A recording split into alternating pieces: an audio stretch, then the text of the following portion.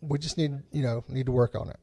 But I think you need to get rid of this other guy and get him out of the picture because it sounds like you're attached to him already. Yeah. Mm-hmm. And there's some feelings there. And I said, you're either going to be with me or you're going to be with him. I said, you can't have us both. So it came up. I took him home. By the time I got to my place, he'd called the other guy and told him what was going on, that he was going to stay with me. And the other guy apparently threatened to commit suicide. And this happened over like a day or two. Okay. All this drama. And I told him, I said, look, get this guy some help, but you need to get away from that. I mean, if y'all have only known each other for 2 weeks and he's threatening to commit suicide, then I think he's got more issues than what you need to deal with and deal with. Mm-hmm. So, but anyway, then it got to the point that he was just got all confused and everything. And I said, well, take some time and make up your mind what you do. And by that point, I'd kind of already decided what I was going to do. But I was like, okay, benefit of the doubt, maybe it'll work out. And I'd also got feeling for him by that point. I mean, we've been dating for almost 10 months by this point. It's been some time now. Mm-hmm. And after February, I officially, like him saying he wanted to be in a relationship, we started dating. So, and then I fell for him. You're okay to talk about all of that on the podcast? Why not? Okay. That's good. We're good. What is he going to do? Oh, that's right. He can't do anything about it. That's right. Screw him. Okay. This is how we if he wants to come on the podcast and tell his side of the story, he is more than welcome to. Yeah. So. He can call in. Voicemail line 206-222-BEAR. Right, yeah, he can call in. And I'm not trying to paint him in a bad light or anything. I mean, this is the way things happen, the way I see it. But anyway, what got us talking about this is because he broke up with me over text. Oh, that's lame. And text message breakup. Now, if you're tricking with somebody, it's like, look, man, I don't think it's going to work, blah, blah, blah. I can see that. Or, it's maybe somebody you went out on a couple of dates with, said, look, I don't feel it. I can kind of understand. I still think it's wrong. I think you should be man enough to stand up to somebody and face them. And yes, I did use Facebook to kind of push some buttons, and on my case, and I'll admit that I was kind of an asshole the last couple of weeks because I've been posting shit on Facebook, hopefully to make them feel bad, because I was feeling bad, and that whole reach, I wanted to hurt somebody, but I know it's wrong, and I kind of quit doing it. In fact, I totally wiped them off my favorites and stuff, so I couldn't see what they're doing, and unless I actually look at Facebook and scroll through it, so I didn't get notifications about it all the time. So, but anyway, they broke up with me over text, and I was like, okay.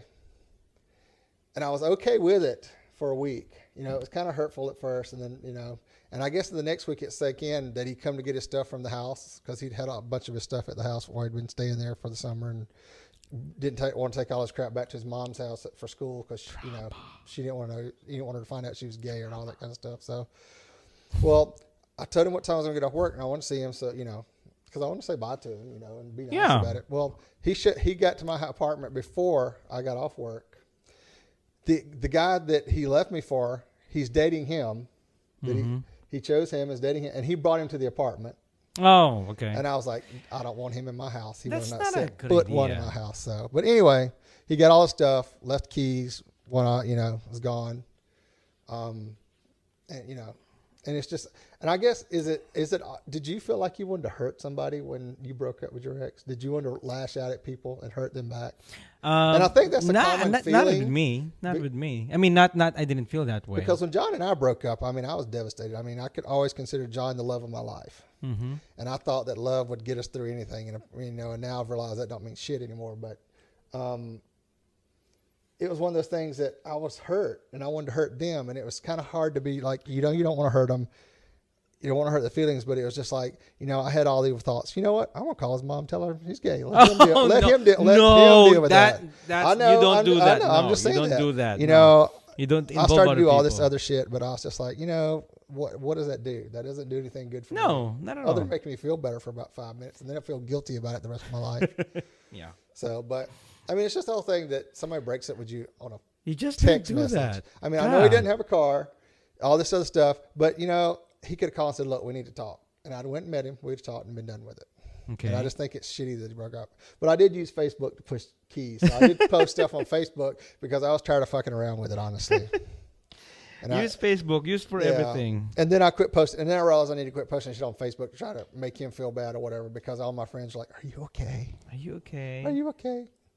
You're not going to kill yourself, are you? And I was like, I don't think I ever responded to any of those because I know what's going on. You were on vacation the whole time. I was I needed you and you were not there, Maynard. I'm sorry. You were with Jacob and Forks. Yeah. While I was sitting here and my world was falling apart. I hope you're happy. I'm sorry. I was but with, no, I mean, how many...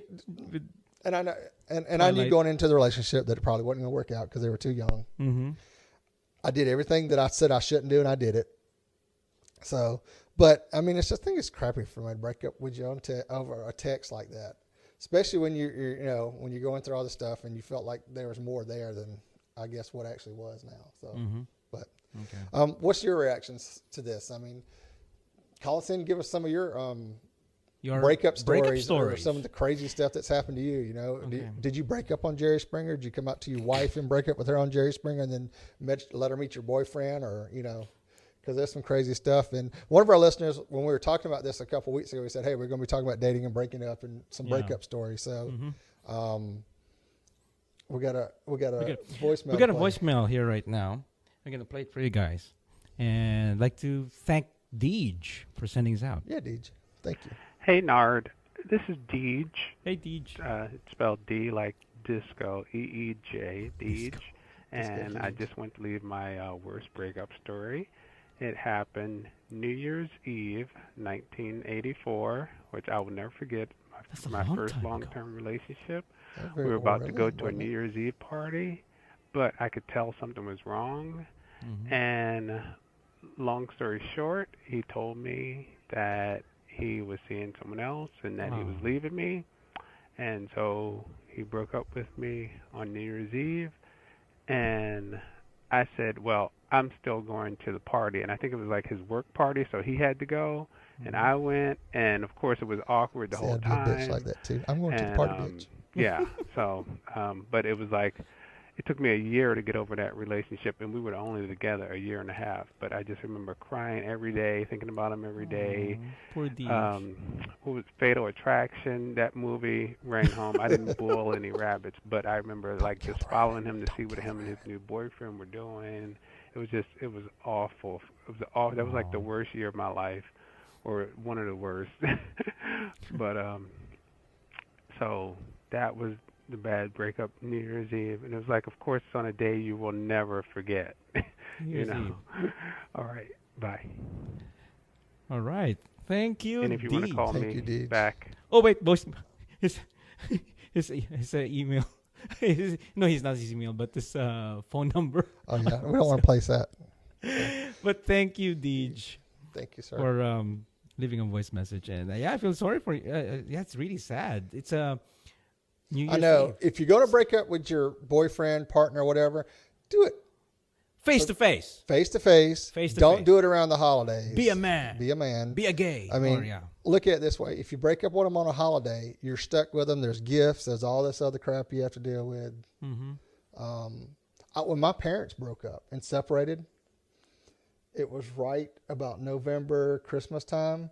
So my mom had already been buying Christmas gifts, which was a whole bunch of like cooking stuff and everything for my dad, because we'd built a kitchen up at the farm and a place for us to stay up there so we didn't have to drive home in case something was going on or it was late.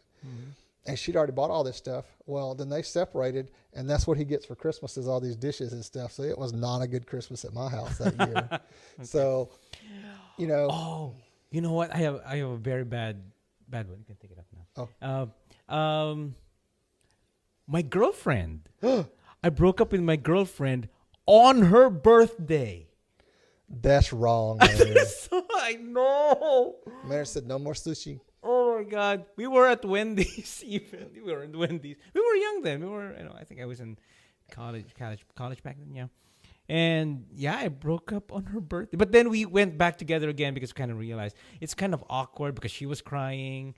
And we were in a but see, I think that's a typical thing for people to break up at a restaurant. And I think guys do it because they think the girl won't make a scene or the other person won't make a scene. That is so wrong. They would. Because people will make a scene. They would make a scene. It's emotional. The best thing to do is get somewhere quiet so you can talk it out and get it all out of your system. That's right. When Patrick and I broke up, we broke up at... Did you make a scene? No, we didn't make Did you ah! No, but we went to... what's the Chinese? Olive Garden. No, what's the Chinese? The place is a chain now. P.F. Chang's. P.F. Chang's. PF Chang's. We broke up at PF Chang. We broke up at PF Chang's at Not the payway, low scale. No, we went to PF Chang's and we I think we both realized the relationship had been over for a while, and we were just kind of beating that dead horse. But we'd kind of separated and kind of gone our own ways there for a little bit, and it wasn't working. It was kind of rough for both of us. And Patrick was like, "Let's get back together." I was like, "No, I think we're done." And I think he started crying at the table, and I had about killed me. But I was like, "He's going to make a scene. I know it," but he didn't. I mean, he cried, but I was like, he didn't make a scene. Because as much as I love Patrick, he would make a scene. So. I would not make a scene. So what I think it's people don't want to make a scene, but they get very emotional. Yeah, your feelings get hurt, and that's why I was talking about wanting to do hurtful stuff to him because I was hurting. Mm-hmm. But anyway, breakups. So yeah, tell us your breakup stories. Email us show@bearpodcast.com. Yeah, email us. That's right. Or give us a call at 206-222-2327 and leave us a voicemail. Yeah, just like Deej. Like Deej, play Thank it on you, the Deej, show. for the voicemail. And we can keep talking about this stuff. I mean, oh my God, yeah, it's I'm about sure 20 minutes now. I'm sure there's some very detailed stories about going into breakups. So okay, let's go on with the next topic, Ray. It's what is it? Drug testing for peeps on welfare. That's right. I am so glad to finally see this. And a friend of ours, John, posted this on Facebook this week. Florida, Kentucky, and Missouri are the first states that require drug testing when applying for welfare. Mm-hmm. Some people are crying and calling this unconstitutional. How is it unconstitutional? Is it okay to drug test people who work for their money, but not those who don't? Repost if you'd like to see this done in all 50 states. I, for one, like to see this all done in 50 states. Yep.